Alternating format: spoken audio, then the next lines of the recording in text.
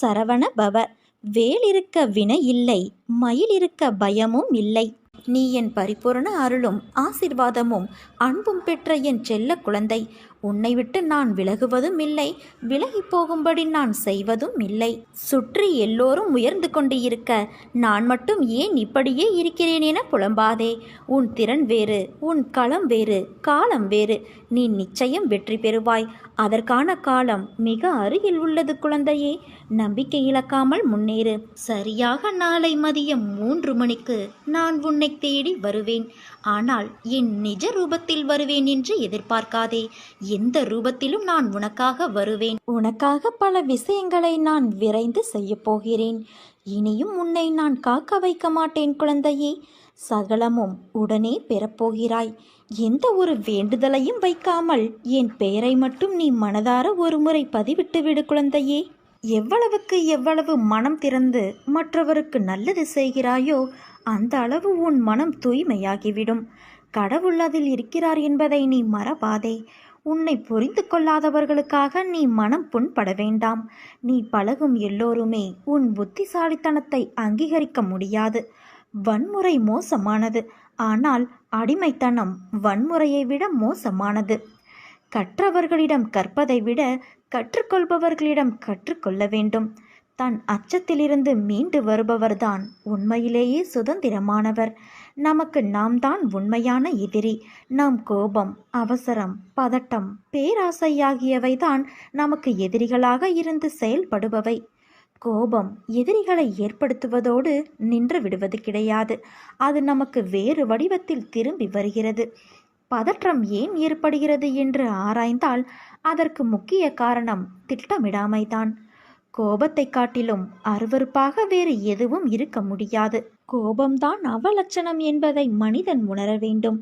யார் தங்களின் கீழ் பணிபுரிபவர்களிடம் அதிக கோபத்தை காட்டுகிறார்களோ அவர்கள் தனக்கு மேலே உள்ளவர்களிடம் அதிகமாக குலைபவர்களாக இருப்பார்கள். ஒழுங்குமுறையற்ற வாழ்க்கையை வாழ்பவர் எல்லா செயல்களிலும் பதற்றமடைகிறார். இந்த உலகில் எல்லாமுமே நம்முடைய விருப்பப்படியும் நம்முடைய திட்டத்தின்படியும் நடக்கப் போவது இல்லை. இதை தெரிந்தும் ஏன் கோபப்பட்டு நோயாளியாகிறோம்? கோபத்தை கட்டுப்படுத்தி மகிழ்ச்சியான வாழ்வை நாம் பெறுவோம். நம் வாழ்க்கையில் அனைவருக்கும் துன்பங்கள் வரும். துன்பங்களும் கவலைகளும் இல்லாத மனிதர்களே கிடையாது. துன்பங்கள் வரும்போது துவண்டு விடக்கூடாது. அதை தைரியமாகவும் சாதுரியமாகவும் எதிர்கொண்டால் நிச்சயம் வெற்றி கிடைக்கும். என் நாமத்தை பக்தியோடும் நம்பிக்கையோடும் சொல்பவர்களின் எல்லா விருப்பங்களையும் நானே நிறைவேற்றி தருவேன். நிரந்தரமாக செய்யப்படும் என் நாம ஜெபம் உன்னை என்னிடம் சேர்க்கிறது. பொறுமையோடும் கவனத்தோடும் வார்த்தைகளை மற்றவர்களிடம் பேசும்போது பிரயோகப்படுத்து. அவசரப்பட்டு வார்த்தைகளை கொட்டிவிடாதே. வாழ்க்கையில் நீ சந்திக்கும் தோல்விகளால் மனம் சோர்வடைந்து இதற்கு மேல் என்னால் போராட முடியாது என்று நினைக்காதே. வெற்றி தோல்விகளை குறித்து கவலைப்படாமல் உன் லட்சியத்தை நோக்கி முன்னேறி செல். உன் கடமைகளை தவறாமல் செய். அந்த நம்பிக்கை உன்னை வெற்றி பெற செய்யும். ஒரு காரியத்தை செய்யும் முன் என்ன செய்கிறோம், எதற்காக செய்கிறோம் என்ற தெளிவோடு செய்தால் அதில் நீ தோல்வியை உற்றாலும் அது உனக்கு ஒரு பொருட்டாக இருக்காது. அந்த அனுபவமே உனக்கு மீண்டும் அந்த செயலில் முயற்சித்து வெற்றி பெற செய்யும். இவ்வுலகில் எல்லோருக்கும் எல்லாவற்றிலும் சரியான செயல்பாடோடு இருக்கும் உடலோ மனமோ இல்லை. அந்த வகையில் அனைவரும் ஏதோ ஒரு விதத்தில் ஊனமுற்றவர்கள்தான். அதனால் மற்றவர்கள் உன் ஊனத்தை குறை கூறுவதை கேட்டு வருந்தாதே குழந்தையே. அவர்களும் ஏதோ ஒரு வகையில் ஊனமுற்றவர்கள். எது உன் கடமையோ அதை ஆனந்தமாக விரும்பி பிரியமோடு செய். அப்போதுதான் உனக்கே ஓர் உத்வேகம் இருக்கும். வாழ்விலும் வெற்றிகள் குவியும். என் வார்த்தைகள் மீது நம்பிக்கை வைத்து செயல்படு. வரும் காலத்தில் நீ விரும்பிய அனைத்து வளங்களையும் பெறுவாய். உன் அம்மாவாக அப்பாவாக நான் என்றும் உனக்கு துணை இருப்பேன் என் குழந்தையே. உன் பிரார்த்தனை நிறைவேறியது. எல்லோரும் ஒரு சேர உன்னை கைவிட்டாலும், இல்லை என சொல்லி கை கழுவி விட்டாலும் என் கைகள் உன் கைப்பற்றும். கடைசி வரை உன்னை காப்பாற்றும். தன் குடும்பம் என்ற ஒரு 10 பேர், தன் நண்பனும் பகைவனும் என்ற ஒரு 10 பேர், தன் தொழிலில் ஒரு 10 பேர், தனது வீதியில் ஒரு 10 பேர், தனது ஜாதியில் ஒரு 60 பேர், இந்த 100 பேரின் நடுவில் தன்னை உயர்த்தி காட்டிக்கொள்வதும் பாசமாக, நட்பாக, அன்பாக, வீரனாக, நல்லவனாக காட்டிக்கொள்வதுமே மனித வாழ்வின் குறிக்கோள் என்று நீ நினைத்து கொண்டு இருக்கிறாய். எல்லாவற்றையும் அவர்களோடு ஒப்பிட்டு பார்த்து அதைவிட ஒரு படியாவது அதிகமாக இருக்க வேண்டும். அப்போதுதான் மதிப்பு என்று போலியான வாழ்க்கை வாழ கட்டாயப்படுத்துகிறது. அவன் அப்படி, இவன் இப்படி என்று பிறரை விமர்சனம் செய்ய சொல்கிறது.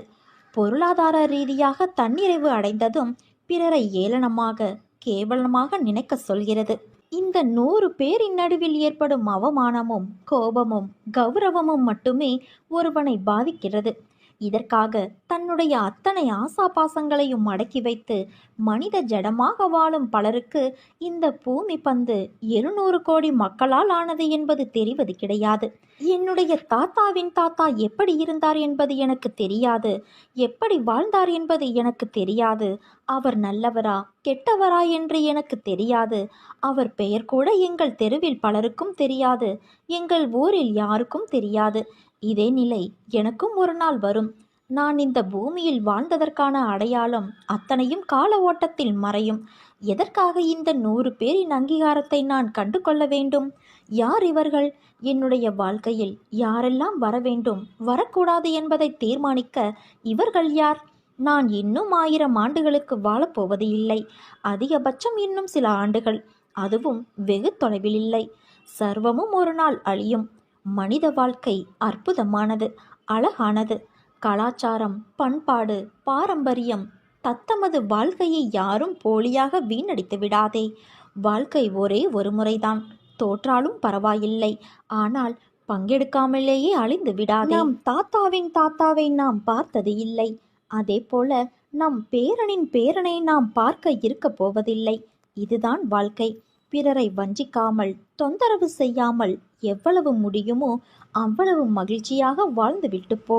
மனம் பகவானை விரும்பினாலும் புத்தி இருக்கிறதே, அது இது தேவையா, இதனால் பலன் உண்டா, இப்படியெல்லாம் கேள்வி கேட்கும். இவர் உண்மையான அடியவரா, இவர் சொன்னால் நடக்குமா என்றெல்லாம் கேட்டு மனதின் நம்பிக்கையை தளர்த்திவிடும். நன்மை கிடைப்பதை தவிர்க்கும். இந்த நிலைதான் உனக்கும் இப்போது இருக்கிறது. நீ அற்புதத்தை அனுபவித்த தருணம் மீண்டும் மீண்டும் அது அற்புதம்தானா, இது உண்மைதானா என்றெல்லாம் மனம் உன்னை குழப்பிக் கொண்டு இருக்கிறது. உன் கவலைகளை நான் தீர்த்தாலும் மீண்டும் இல்லாத ஒன்றை வைத்து இருக்கிற நிம்மதியை நீ கெடுத்து கொள்கிறாய். உனக்கு எல்லாம் இருந்தாலும் எதுவும் இல்லாததைப் போல இருக்கிறது. உன்னோடு நான் பேசிக்கொண்டு இருக்கும் இந்த வார்த்தைகளையும் அதன் உண்மைகளையும் புரிந்து கொள். உனக்கும் எனக்கும் இடையில் இருக்கின்ற சந்தேகம் என்ற தடையை நீக்கி முழுமையான நம்பிக்கையோடு என் பாதத்தில் சரணாகதி அடைந்து பார். நல்லவர்கள் சோதனைக்கு உள்ளாவார்கள், ஆனால் வேதனைப்பட மாட்டார்கள். வாழ்வின் அனுபவங்கள் அவர்களை சிறப்பிக்குமே தவிர கசப்பிக்காது. ஆரம்பத்திலிருந்து கடைசி வரை கஷ்டப்பட்டே வாழ்ந்து செத்தவர்கள் இந்த உலகத்தில் யாரும் கிடையாது. அதே போல பிறந்த தேதியிலிருந்து இறுதி வரை சந்தோஷத்துடனே வாழ்ந்து மடிந்தவர்களும் கிடையாது. கஷ்டப்படுகிறவர்களுக்கு, துன்பம் அனுபவித்தவர்களுக்கு ஆண்டவன் ஒரு நாளும் உதவாமற் போக மாட்டார். எப்பொழுதுமே கஷ்டப்படட்டும் என்று யாரையும் ஆண்டவன் அப்படியே விட்டுவிடவும் மாட்டார். விதிக்கப்பட்ட தடைக்கற்கள் தரும் பாடங்களே போராட்டங்களிலும் மன வலிமை வரும். சோதனைகள் என்பது மனோதிடத்தை அதிகரிக்க உதவும். சில சமயங்களில் அவர் நம்மை கைவிட்டு விடுவாரோ என்று தோன்றுகிறது அல்லவா? ஏனென்றால் நாம் அவரை காண முடிவது இல்லை. சோதனை வேளைகளில் நாம் காண முடியாதவாறு அவர் நம்மோடே இருக்கின்றார். அவருடைய கண்கள் எப்போதும் நம்மை நோக்கி இருக்கிறது. கடவுளை நம்பு, அவர் நல்லவர்களை ஒருபோதும் கைவிட மாட்டார். என் லீலைகள் உன் வாழ்க்கையில் எந்த வகையிலும் ஊடுருவும். அதை இதுதான் என்று உன்னால் யோசிக்க முடியாததாய், ஆச்சரியமுடையதாய் அமைத்து உன் வாழ்க்கைக்கு நான் கொடுப்பேன். விழுந்து விடுவேன் என்ற பயத்துடன் ஓடாமல், விழுந்தாலும் எழுந்து விடுவேன் என்ற நம்பிக்கையுடன் ஓடு. வாழ்க்கையில் தடுமாற்றமே இருக்காது. எனதன்பு குழந்தையே, கலங்காதே. உனக்கான நேரங்கள் தொலைவில் இல்லை, அது உன்னை தேடி வந்து கொண்டு இருக்கிறது. பிள்ளைகளின் நலம் விரைவில் சீராகும். நான் கம்பீரமாக உனது மனதிலும் உனது இல்லத்திலும் அமர்ந்து கொண்டு இருக்கிறேன். ஏன் உனக்கு தெரியவில்லையா? நீ மனதில் நினைத்தாலே போதும். தினமும் என்னை பூஜித்தால்தான் உன்னை நான் நினைப்பேனா? இல்லை. யோசித்துப்பார். நீ இன்று இருப்பதை விட இதற்கு முன்பு பல வேதனைகள், மனக்கசப்புகள், உறவுகளுடன் பூசல்கள், ஆசையாய் வாங்கியதும் கைவிட்டு போனது என நிம்மதியை இழந்தாய். ஏன், தினசரி வாழ்க்கை நடத்துவதற்கு நீ பட்ட கஷ்டங்கள் போதுமப்பா, இந்த வாழ்க்கை போதும் என்று அழுது புலம்பினாய். அதையெல்லாம் மறந்து விட்டாயா? அனைத்தும் நான் அறிவேன், அனைத்தும் நன்மைக்கே. இன்று எப்படி இருக்கிறாய்? தினமும் என்னை பூஜித்தாய். ஆனால் நான் உன்னிடத்தில் எப்படி வந்து சேர்ந்தேன்? நீ எனது பொக்கிஷம். எனது அனுமதியின்றி எவரும் உன்னை தொட முடியாது. இனி நீ நினைத்த வாழ்க்கை உனக்கு கிடைக்கும். என் வாக்கு என்றுமே பொய்யாகாது. உறவுகள் உன்னை பாராட்டும். பிள்ளைகள் உனக்கு பெருமை சேர்ப்பர். பொறுமையாக இரு என் தங்கமே. நான் எனது அதிசயத்தை நிகழ்த்துவேன். உன் மனநிலை இன்று தெளிவான நீரைப் போல, மேகத்தைப் போல இருந்தது. உன் மனதில் உள்ள எண்ணங்கள் இன்று பிரதிபலித்த விஷயங்களை நான் உணர்கின்றேன். உன் மனதில் உள்ள வழிகளை மறந்து ஒரு யதார்த்தத்தை புரிந்து கொண்டாயல்லவா? நான் என்ன செய்கிறேன் என்று தெரியவில்லை, ஆனால் எனக்கான ஒரு பாதையில் என் சாயப்பா நடக்க வைக்கிறார் என்று. அது கண்டிப்பாக என் குறிக்கோளை உன்னை அடையச் செய்யும். என்னை காயப்படுத்தி முதுகில் குத்தி நம்பிக்கை துரோகத்தை செய்தவர்கள் அனைவரிடமும் எப்படி நான் அதை கடக்க வேண்டும், சகித்து கொண்டு போக வேண்டும் என்று என் சாயப்பா சொன்னதை நான் கடைபிடிக்க வேண்டும் என்ற உயரிய நடைமுறையில் உள்ள நோக்கம் நிச்சயம் உன்னை எல்லா எதிர்மறை சூழ்நிலைகளை சவாலாக எடுத்து துணிந்து தைரியத்தோடு கடக்க செய்யும். ஒரு பழமொழி கேள்விப்பட்டு இருக்கிறாயா? தனிமரம் என்றும் தோப்பாகாது. ஆனால் தோப்பில் உள்ள எல்லா மரங்களும் தனி மரம்தான். இதை ஞாபகம் வைத்துக்கொள். உன்னை சுற்றி 1000 பேர் இருந்தாலும் இல்லாவிட்டாலும் நீ தன்னிச்சையாக செயல்பட முடியும்.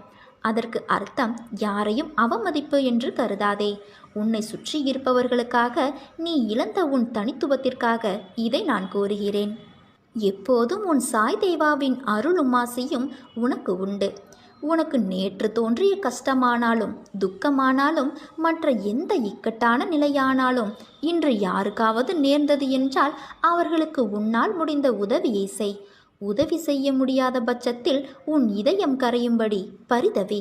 அவ்வளவே ஒழிய அவர்களின் உதவியற்ற நிலைமையை பார்த்து ஒருபோதும் நீ ஏளனம் செய்யாதே. இரவெல்லாம் உன் தலையை வருடி கொடுத்தபடி உன் தலைமாட்டில் நான் உட்கார்ந்து கொண்டு இருப்பேன். உன் இதயத்தை என்னை நோக்கி திருப்பி உன் உடலை வருத்தி உபவாசம் எல்லாம் இருந்து என்னிடம் வேண்டுகோள் வைத்து கொண்டு இருக்கின்றாய். இதை இந்த சாய் நிறைவேற்றி விடுவேன் என்ற நம்பிக்கை உன் மனதில் வலு பெற்றுவிட்டது. உனக்கு தான் எத்தனை தொல்லைகள்! மத்தளம் கூட 2 பக்கம்தான் இடிபடுகிறது. ஆனால் உனக்கோ எல்லா பக்கத்திலும் இடிகள்தான். எத்தனை நாளைக்குத்தான் நான் பொறுமையோடு பார்த்து கொண்டிருப்பேன்? உன் வேண்டுதலை அலட்சியப்படுத்த விரும்பவில்லை. நீ உன்னை கடுமையாக வருத்திதான் நீ இந்த வேண்டுதலை வைக்க வேண்டும் என்று தேவையில்லை. நான் உன் அருகிலேயே இருக்கின்றேன். நீ உறங்கும் போதும் நான் தாரை தாரையாய் அழுகின்றேன். இந்த கிழவனின் கன்னங்கள் ஒட்டி போகும் வரை உனக்காக நான் விரதம் இருக்கின்றேன். உன்னுடைய தேவைகளுக்காக நான் ஓடியாடி அங்கு இங்கும் அலைந்து திரிந்து உன் பாவங்களை கழித்து வருகின்றேன். நிச்சயம் உனக்கு நல்ல வழி பிறக்கும். நான் உன்னை காக்க வைக்கிறேன் என்று நினைக்காதே. காத்திருப்பதின் பலனை அறியும்போது நீயே கண்கலங்குவாய். அதற்கான காலத்தை அடைய நீ நெருங்கிக் கொண்டு இருக்கிறாய். கைகூப்பி என்னிடம் வேண்டி நின்ற வேண்டுதல்கள் எல்லாம் இந்த வியாழனில் நிறைவேறும் தங்கமே. காரண காரியங்கள் இல்லாமல் விளைவுகள் இல்லை. என் மீது நம்பிக்கை வை.